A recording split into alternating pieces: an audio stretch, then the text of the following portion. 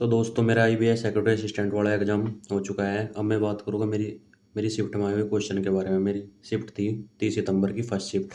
पहला question current का है, biggest airport of India Indira Gandhi. Second question, Ayurveda day के लिए थीम क्या थी 2024 में? इसकी थीम थी Ayurveda for people and planet. 23 सितंबर को आयुर्वेद डे मनाते हैं, 2016 से मना रहे हैं। नेक्स्ट क्वेश्चन आज, तुगलक डायनेस्टी का फाउंडर कौन था? गयासुद्दीन तुगलक। नेक्स्ट को और इसमें थोड़ा सा इन्फॉर्मेशन ऐड कर लेते हैं हम। मोहम्मद बिन तुगलक, उसके बाद में गयासुद्दीन तुगलक के बाद में रूलर हुआ। अनदर नेम मार्जोना खां। इन्होंने 2-3 काम करे, सारे ही बेवकूफ़ी भरे थे। पहला काम था दिल्ली से देवगिरी कैपिटल शिफ्ट कर दी, बहुत दूर थी। रास्ते में लोग, जितने भी लोग थे, इसने सारे दिल्ली से उठा के देवगिरी चल दिए।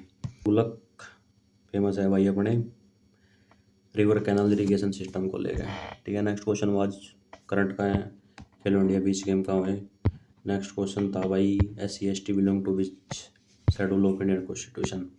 ये है हमारा सिक्स शेड्यूल से। पहला शेड्यूल क्या है, सारे स्टेट और उनके यूनियन टेरिटरी के बारे में मेंशन है इंडिया कॉन्स्टिट्यूशन में। शेड्यूल सेकंड में है salary and allowance of government official. Third schedule में है ओथ। फोर्थ शेड्यूल में है राज्यसभा में जितने भी मतलब ये मेंबर होते हैं, स्टेट से जाते हैं, कैसे जाते हैं, उसके बारे में लिखा हुआ है। शेड्यूल 5 में है special status for north eastern state. Example ऐसा मतलब याद रख सकते हैं, AMMT मतलब मेघालय, मिजोरम, त्रिपुरा, असम। इसमें मणिपुर नहीं है, बस ये इसमें की फीचर है। नेक्स्ट शेड्यूल है हमारी schedule 7, that was concurrent list. ये हमने ऑस्ट्रेलिया के कॉन्स्टिट्यूशन से बोरो करी है। नेक्स्ट शेड्यूल है शेड्यूल 8, इसमें ऑफिशियल लैंग्वेज कितनी भाषाएं हैं? टोटल 22 भाषाएं हैं। हाँ, मतलब फर्स्ट कॉन्स्टिट्यूशन अमेंडमेंट एक्ट से हमारा ये 9वीं अनुसूची 9वीं शेड्यूल जुड़ी थी। ठीक है, इसमें मतलब एबोलिशन ऑफ जमींदारी है। 10वीं शेड्यूल हमारी जुड़ी है 52वां कॉन्स्टिट्यूशन अमेंडमेंट एक्ट 1985 से, एंटी डिफलेक्शन लॉ।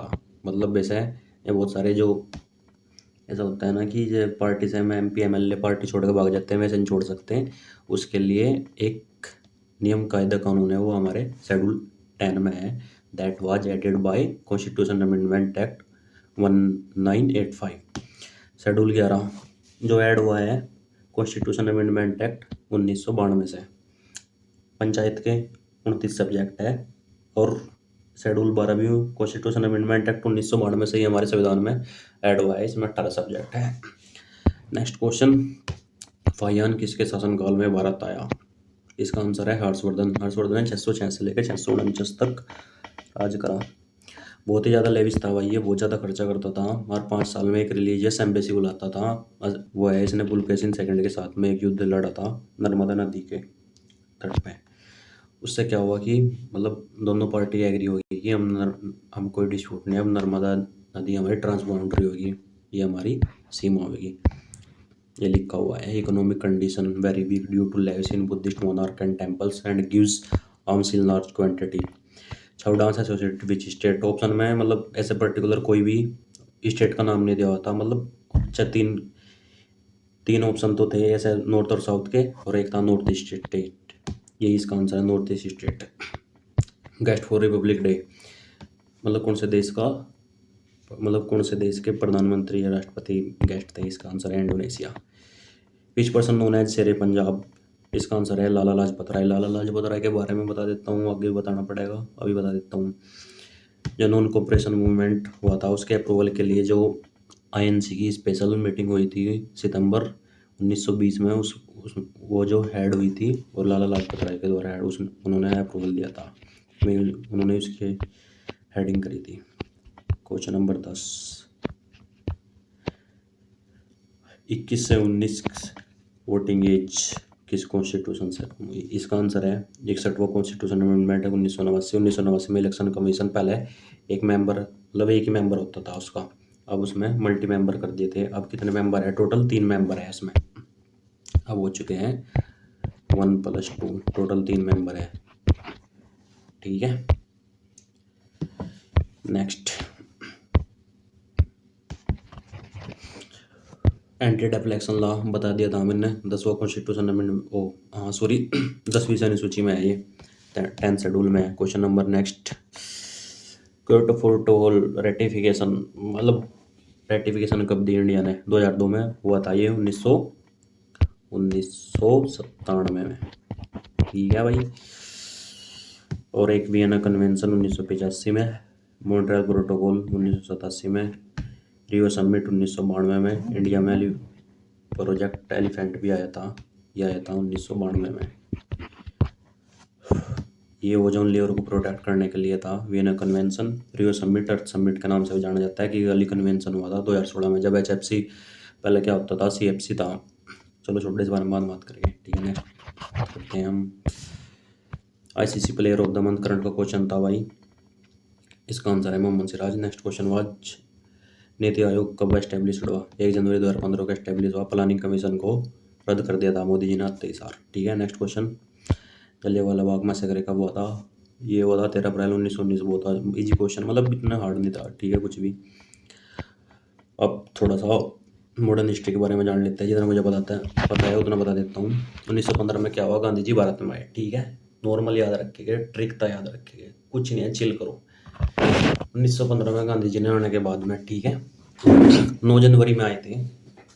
9 जनवरी बता देता हूँ मैं, 9 जनवरी, इसी दिन हम अपना प्रवासी भारतीय दिवस मनाते हैं।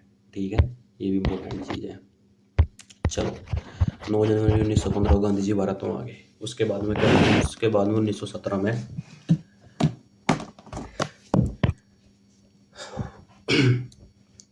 उसके बाद में चंपारण सत्याग्रह करा गांधी जी ने बिहार में। क्यों करा? नील की खेती करवा रहे थे अंग्रेज जबरदस्ती बिहारियों से। ठीक है, उसे कहते हैं तीन कटिया सिस्टम। तीन कटिया सिस्टम, ये भी सफल रहा गांधी जी का आंदोलन। उसके बाद 1918 में खेड़ा सत्याग्रह करा। ये क्यों करा था? क्योंकि उस साल फसल नहीं हुई थी और अंग्रेज भारतीयों से कर वसूलने में लगे हुए थे, तो गांधी जी ने इसके खिलाफ भी आंदोलन करा। ठीक है, ये भी गांधी जी का सफल आंदोलन था। उसके बाद में 1918 में गांधी जी ने अहमदाबाद एक मिल थी, उसमें स्ट्राइक धरना दे रखा था भारतीयों ने कि हमारी कोई मांग सुनो। तो गांधी जी वहाँ पर गए, सरदार वल्लभ भाई पटेल जी ने बुलाया था इनको 1918 में। वहाँ जाने के बाद में क्या हुआ कि प्लेग से, वहाँ प्लेग बहुत ज़्यादा फैल रहा था, तो गांधी जी गए वहाँ पे। उन्होंने उनकी सारी मजदूरों की बात सुनी। मजदूरी की एक और डिमांड थी कि हमारी सैलरी ना 35% बढ़ जानी चाहिए। तो अंग्रेजों ने ये बात तो मानी नहीं उनकी, पर उन्होंने 20% सैलरी बढ़ा दी और साथ में ही प्लेग बोनस भी देने का वादा करा। तो प्लेग बोनस भी मिल गया और 20% सैलरी भी बढ़ गई। ठीक है, अब गांधी जी पूरे फेमस हो चुके थे। उसके बाद में रूलेट एक्ट कर दिया अंग्रेजों ने पास, सॉरी गांधी जी ने नहीं, अंग्रेजों ने। रूलेट एक्ट में क्या था भाई? विदाउट ट्रायल किसी को भी जो सस्पेक्ट है उसे को उठा के जेल में बंद कर सकते हैं। ठीक है, रूलेट एक्ट तो बहुत बुरा एक्ट था। उसके बाद में जितने भी, इसे कहा गया काला कानून, ब्लैक लॉ। ठीक है, ठीक है, ठीक है। अब इस कानून के विरोध में बहुत सारे लोगों ने अपनी, जो अंग्रेजों ने भारतीयों को खुश करने के लिए उपाधि दी हुई थी, टाइटल दिए थे, वे बहुत सारी उपाधि दे दी, दान कर दी, मतलब वापस कर दी। ठीक है, हाँ ठीक है। गांधी जी ने अपने केसर हिंद की उपाधि जो उन्होंने मिली थी, जो फर्स्ट वर्ल्ड वार हुआ था, उन्होंने जो सैनिकों की मदद करी थी, उन्हें फर्स्ट एड बॉक्स ला के दिया था। उसमें जो गांधी जी ने मदद करी थी, उससे अपने केसर हिंद की उपाधि लौटा दी। और रविंद्रनाथ टैगोर ने भी अपनी नाइटहुड की उपाधि लौटा दी। ठीक है, हाँ तो फिर अब फर्स्ट वर्ल्ड वार ख़त्म हो चुका था। फर्स्ट वर्ल्ड वॉर ख़त्म होने के बाद में अंग्रेज़ों ने क्या काम करा कि जो खलीफा का पद था तुर्की में, उसे ख़त्म करने का निर्णय ले लिया, डिसीजन ले लिया। अब खलीफा क्या होता है? खलीफा होता है जब मोहम्मद साहब के जो रिश्तेदार हैं, मतलब चल रहे होंगे जब से 700 के आसपास मोहम्मद साहब थे, उससे बाद में मतलब चल रहे होंगे उनके जो भी एंसेस्टर हैं, वे कुर्सी पर बैठ रहे होंगे। तो उन्होंने उसका पद ख़त्म करने का निर्णय लिया। तो गांधी जी, तो अलोई ब्रदर्स ने एक आंदोलन स्टार्ट कर दिया, खिलाफत आंदोलन। तो बाद में खिलाफत आंदोलन मर्ज कर दिया गया नॉन कोऑपरेशन मूवमेंट के साथ में, ठीक है। नॉन कोऑपरेशन मूवमेंट नाम इसीलिए ले रखा गया था कि नॉन वायलेंस है, वायलेंस ही नहीं करना में। इसका उद्देश्य क्या था, गोल था स्वराज। स्वराज मतलब अपना राज्य चाहिए, बॉयकॉट करो, जितनी भी इंग्लिश चीज़ें हैं उनको बॉयकॉट करो, स्वदेशी अपनाओ, इंडियन मेड होना चाहिए। तो बहुत सारी जगह मतलब आंदोलन बहुत नॉन वायलेंस तरीके से चल रहा था। इतने में 4 फरवरी 1922 में यूपी के गोरखपुर जिले के चोरा चोरी गांव में एक घटना होगी। उसके बाद से गांधी जी ने अपना ये वापस ले लिया। 1927 में साइमन कमीशन आया था। 1928 में एक नेहरू रिपोर्ट तैयार हुई। साइमन कमीशन ने एक वाइट पेपर रख दिया कि कोई अगर तुम अपना अलग संविधान चाहते हो तो एक संविधान बना के दिखाओ। तो मोतीलाल नेहरू ने 1928 में अपने एक नेहरू रिपोर्ट पेश करी। उसमें सब कुछ ठीक ठाक था, बस एक चीज़ थी, डोमिनियन स्टेटस मांग लिया था उन्होंने। डोमिनियन स्टेटस का मतलब होता है कि सारी पावर हमारे हाथ में रहेगी, बस डिफेंस का आपके हाथ में रहेगा। मतलब डिफेंस जो हेड करेगा वो ब्रिटेन करेगा। अब यही तो मेन चीज़ है, अगर डिफेंस ही किसी देश के हाथ में चला जाए तो वो तो वही करेगा जो वो चाहिए उसे। तो नेहरू रिपोर्ट खारिज कर दी गई, बहुत सारे लोगों ने उसका विरोध करा। 1929 में लाहौर सेशन हुआ कांग्रेस का। उसमें क्या था, अल्टीमेट गोल रख दिया नेहरू जी ने, जो नेहरू जी ने उसकी अध्यक्षता करी थी।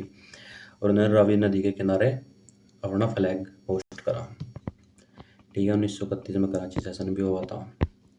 नेक्स्ट क्वेश्चन था, वो appointed the chairman of public account committee. Public account committee ये बनी थी, पता है आपको कब बनी थी? ये बनी थी 1920-21 के आसपास बनी थी, ठीक है। कौन अपॉइंट करता है ऐसे? लोकसभा का स्पीकर। नेक्स्ट क्वेश्चन था, first 5 year plan base on which model. इसका आंसर है एग्रीकल्चर, ठीक है। ये क्वेश्चन थे भाई